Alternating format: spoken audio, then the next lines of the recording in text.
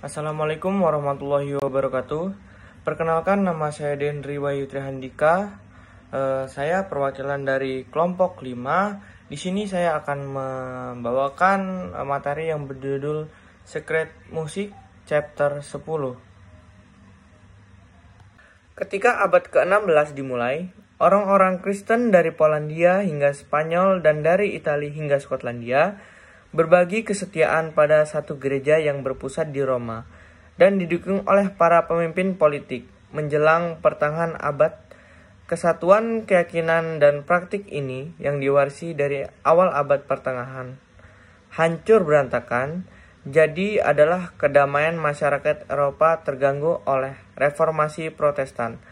Karena Eropa Tengah dan Barat memasuki satu abad perang agama, musik sakral sangat terpengaruh. Para pemimpin reformasi berusaha untuk melibatkan para penyembah secara lebih langsung melalui nyanyian, jemaat, dan kebaktian yang disajikan dalam bahasa sehari-hari daripada dalam bahasa Latin. Perubahan ini menyebabkan jenis musik religius baru di setiap cabang Protestan, termasuk pengaturan paduan suara dan paduan suara di gereja Lutheran, mazmur metrik di gereja Calvinis, dan lagu kebangsaan dan kebaktian di gereja Anglikan. Gereja Katolik juga melakukan reformasi tetapi terus menggunakan nyanyian Gregorian dan masa polifonik serta motif dengan gaya yang memperluas tradisi generasi Josquin. Musik layanan Yahudi tetap khas namun menyerap beberapa pengaruh luar. Dalam setiap tradisi, genre dan gaya musik sakral ditentukan oleh keyakinan dan tujuan religius masyarakat serta selera musik mereka. Assalamualaikum warahmatullahi wabarakatuh. Perkenalkan, nama saya Dendri Wahyu Trihandika. Di sini saya dari kelompok 5 yang beranggotakan Dendri Wahyu Trihandika, Alditya Denagisenda, Haikal Pasca Mangatas Tambunan, dan Agung Triandava. Di sini kami akan menjelaskan materi Secret Music Chapter 10 atau musik sakral di era reformasi. Ya, dapat kita ketahui bahwa pada abad ini musik digunakan sebagai media atau sarana beribadah orang-orang Kristen dan Yahudi, yaitu meliputi daerah dari Polandia hingga Spanyol dan dari Italia hingga Skotlandia. Dan pada masa ini, musik sakral sempat hancur dikarenakannya satu abad perang agama. Setelah hancurnya musik sakral, para pemimpin reformasi sangat berpengaruh pada perkembangan musik sakral. Assalamualaikum warahmatullahi wabarakatuh. Perkenalkan, nama saya Alditya Denagisenda. Di sini saya akan melanjutkan penjelasan dari Dendri Wahyu Trihandika. Era Reformasi. Reformasi dimulai sebagai perselisihan teologis dan menjamur pemberontakan melawan otoritas gereja Katolik.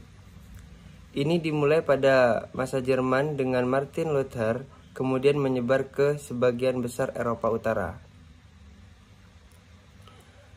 Ada 3 cabang utama gerakan Lutheran di Jerman Utara dan Skandinavia, yang dipimpin oleh gerakan Calvinis. Jean Calvin yang menyebar dari Swiss dan negara rendah ke Prancis dan Inggris.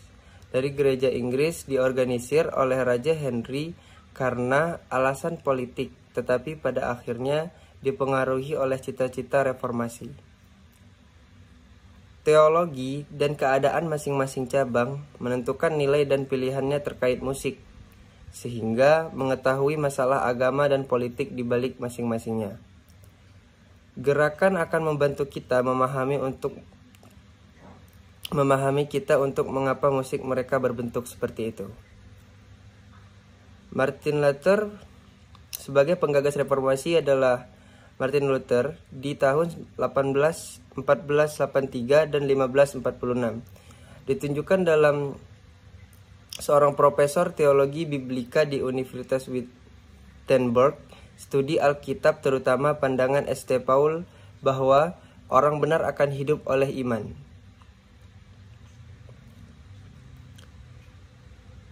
Selanjutnya, dari gagasan tersebut membuat Luther menyimpulkan bahwa keadilan Allah tidak terdiri dari memberi upah kepada orang untuk perbuatan baik atau menghukum mereka karena dosa, tetapi dengan mempersembahkan keselamatan melalui iman saja. Pandangan bertentangan dengan doktrin Katolik yang berpendapat bahwa ritual keagamaan penebus dosa dan perbuatan baik diperlukan untuk pengampunan dosa. Luther juga bersikeras bahwa otoritas agama berasal dari kitab suci saja, sehingga jika suatu kepercayaan atau praktek tidak memiliki dasar dalam kitab itu, tidak mungkin benar. Gagasan ini menantang otoritas gereja yang telah mengembangkan permadani yang kaya akan ajaran dan praktik yang bersandar pada tradisi daripada kitab suci. 95. Salah satu praktik tersebut adalah penjualan indulgensi, kredit untuk perbuatan baik yang dilakukan oleh orang lain yang dapat dibeli untuk mengurangi hukuman atas dosa. Praktik mengumpulkan uang untuk gereja tetapi tidak memiliki dasar Alkitab dan melanggar prinsip Luther bahwa keselamatan diberikan melalui iman saja. Maka pada tanggal 31 Oktober 1517, dia memasang sebuah daftar sebuah pintu gereja di Wittenberg. Dari 95 tesis atau poin argumen yang menantang indulgensi mereka yang disebarluaskan membuat Luther terkenal. Saat ditekan untuk menarik kembali, dia malah menegaskan keunggulan kitab suci atas hierarki Katolik. Sebagai tanggapan, Paus menuduhnya bid'ah pada tahun 1519 dan mengucilkan pada tahun 1520. Pada saat itu, Luther memiliki banyak pengikut dalam bahasa Jerman, universitas dan di kalangan masyarakat. Dia mengorganisir Injil Baru Gereja yang dikenal dalam bahasa Inggris sebagai Gereja Lutheran. Banyak pangeran Jerman mendukungnya dan menjadikan Lutherisme sebagai agama negara dan membebaskan mereka dari kontrol oleh Roma. Baik, saya Haikal Pasca Mengatas Tamunan. Di sini saya akan melanjutkan pembahasan video sebelumnya dari Alitia Jenagi Jenda. Musik gereja Luther. Dalam mendirikan gerejanya, Luther berusaha memberikan peran yang lebih besar kepada orang-orang. Dia membuat layanan lebih mudah dipahami dengan meningkatkan penggunaan vernacular. Namun dia mempertahankan beberapa bahasa Latin yang dia anggap berharga untuk mendidik yang muda. Dia menyimpan banyak liturgi Katolik, beberapa dalam terjemahan dan beberapa dalam bahasa Latin.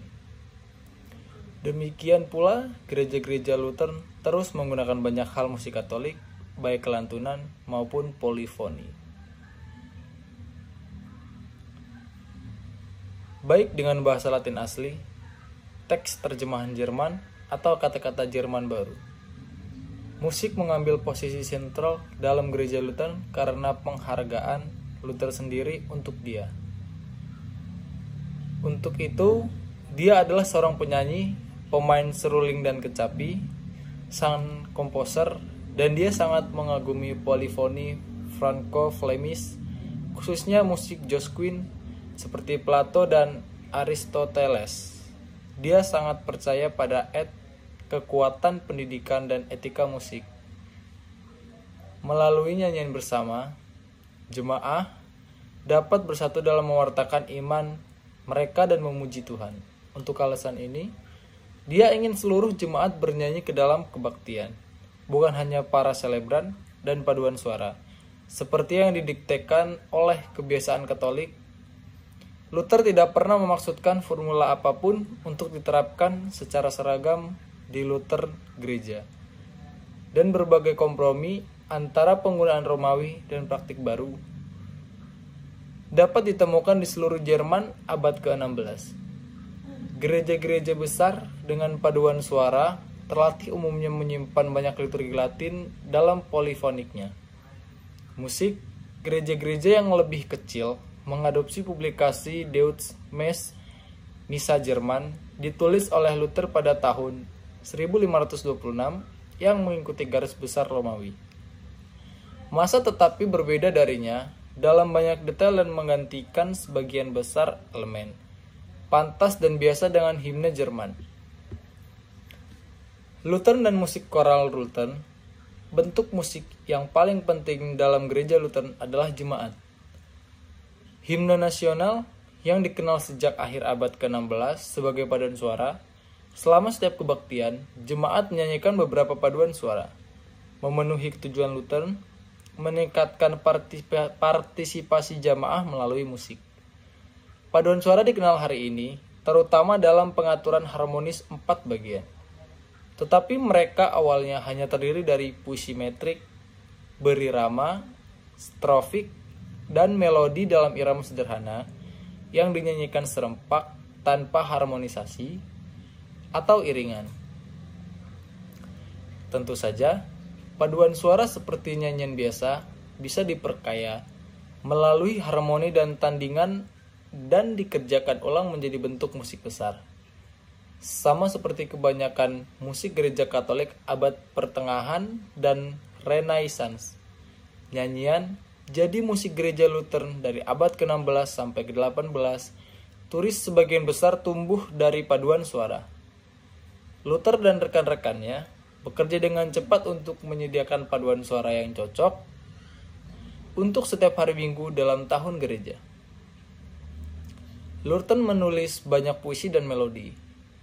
4 kumpulan paduan suara diterbitkan pada tahun 1524 dan lebih dari 200 Drit mengikuti dalam 50 tahun berikutnya. Mesin cetak memainkan peran besar dalam menyebarkan paduan suara, seperti yang terjadi dalam penyebaran pesan Luther. Ada 4 sumber utama paduan suara. Yang pertama, adaptasi Gregorian, nyanyian. Yang kedua, lagu-lagu renungan Jerman yang ada. Yang ketiga, lagu sekuler diberikan baru, kata-kata, sebuah praktik yang disebut kontrafaktum. Dan yang keempat, komposisi baru.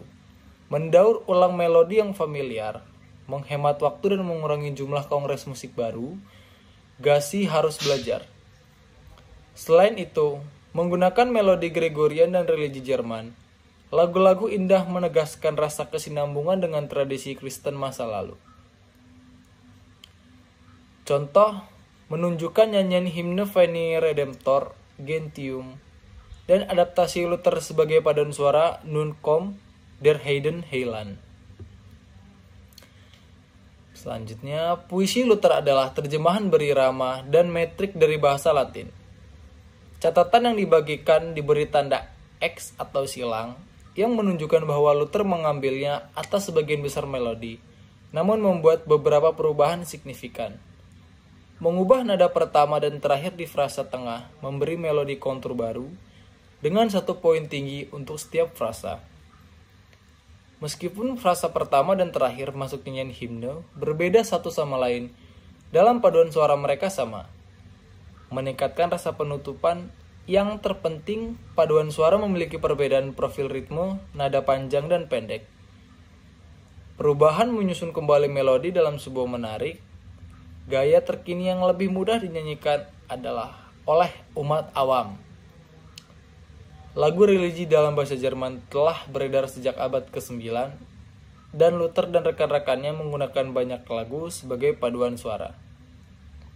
Salah satu yang diadaptasi oleh Luther adalah himne Paskah Christus Esterden atau Kristus telah bangkit.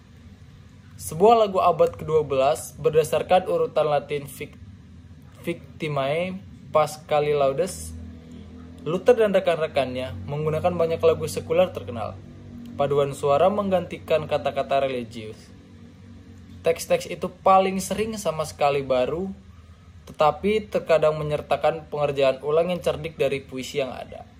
Yang paling kontrafaktum terkenal, meskipun bukan oleh Luther, adalah Owel ich muss dich lassen. Tahu dunia, aku harus meninggalkanmu. Berdasarkan Lied Innsbruck, Ich muss dich lassen, Akhirnya, Luther dan komponis lainnya menulis banyak lagu baru untuk paduan suara. Yang paling terkenal adalah Luther's Einfestburg, diperlihatkan dalam contoh yang menjadi lagu kebangsaan reformasi. Luther sangat cerdas dengan peraturan teks yang tepat, dan paduan suara ini menunjukkan perhatiannya pada ekspresi dan deklamasi kata-kata pembukaan berulang yang dinamis. Catatan dan skala menurun dengan jelas menyampaikan gambaran kekuatan dalam puisi itu. Yang diadaptasi Luther dari Mazmur 46, ritme aslinya menampilkan pergantian membuat catatan panjang dan pendek agar sesuai dengan tekanan teks. Sejak tanggal 18 abad, ritme yang berubah dan lebih merata telah menjadi lebih umum. Selanjutnya ada pengaturan koral polifonik. Komposer Luther segera mulai menulis pengaturan polifonik untuk paduan suara. Ini melayani dua tujuan: bernyanyi kelompok di rumah dan sekolah, dan melakukan di gereja oleh paduan suara. Koleksi pengaturan paduan suara yang diterbitkan awal ditujukan untuk menyediakan musik bagi kaum muda untuk menyanyikan yang sehat dan dapat membebaskan mereka dari lagu-lagu cinta dan lagu-lagu nakal. Seperti yang ditulis Luther dalam kata pengantar untuk salah satu koleksi tersebut. Pengaturan paduan suara yang sama ini juga bisa dinyanyikan di gereja oleh paduan suara. Terkadang digandakan dengan instrumen, bergantian menyanyikan bait-bait dengan jemaah bernyanyi serempak tanpa iringan. Cara menampilkan paduan suara seperti itu menambah variasi dan minat pada musik pelayan. Komposer menggunakan berbagai pendekatan yang dipinjam dari genre yang ada. Banyak pengaturan mengadopsi teknik lead tradisional, menempatkan yang tidak berubah. Selanjutnya ada tradisi Lutheran. Pada tahun 1600, Lutheran memiliki dana yang kaya lebih dari 700 melodi paduan suara dan berbagai macam potongan berdasarkan mereka, dari pengaturan sederhana hingga plex choral motet. Paduan suara juga dielaborasi dalam berbagai kaya organ. Jenis Gereja Lutheran dengan cepat memperoleh banyak kemerdekaan sikal dan membentuk warisan yang kuat yang kemudian komposer akan membangun musik di gereja Calvinis Uero. Di luar Jerman dan Skandinavia, Protestantisme mengambil bentuk yang berbeda. Sekian, materi selanjutnya akan dibacakan oleh Agung Triandava. Baiklah, di sini saya akan melanjutkan materi mengenai musik di gereja-gereja Calvinis. Di luar Jerman dan Skandinavia, Protestanisme mengambil bentuk yang berbeda.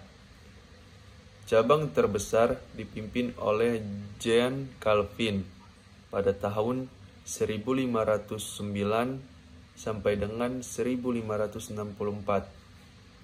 Seperti Luther, dia mengulangi otoritas kepausan dan memeluk pembenaran melalui iman saja.